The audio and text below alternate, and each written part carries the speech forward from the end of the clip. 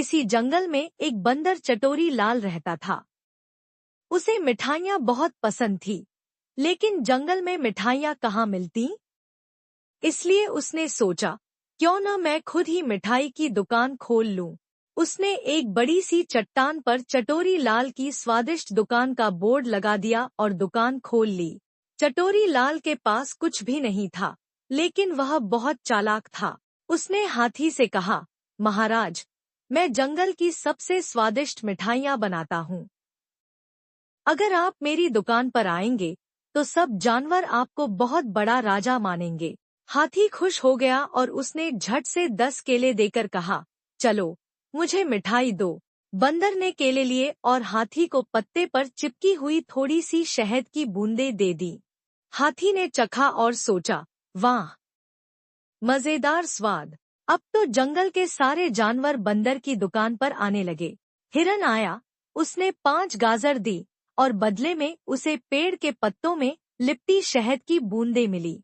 तोता आया, उसने 2 आम दिए और उसे गोल गोल बेर के फल मिठाई बनाकर दिए गए। भालू आया, लेकिन उसके पास कुछ देने को नहीं था। बंदर ने कहा, ठीक है, तुम मेरे लिए नाचो, तो तुम्हें मिठाई मिलेगी। अब भालू मस्त डांस करने लगा और बंदर ने उसे एक सूखी इमली दे दी। भालू खुश भी हुआ और गुस्से में भी, लेकिन उसने कुछ नहीं कहा।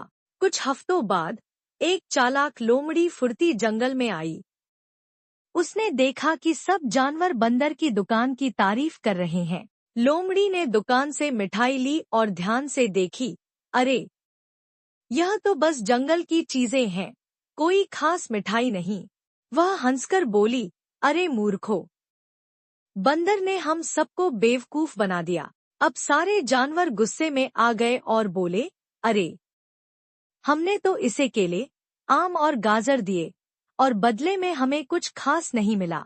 सभी जानवर बंदर की दुकान पर पहुंचे और बोले, अब हमें असली मिठाई दो।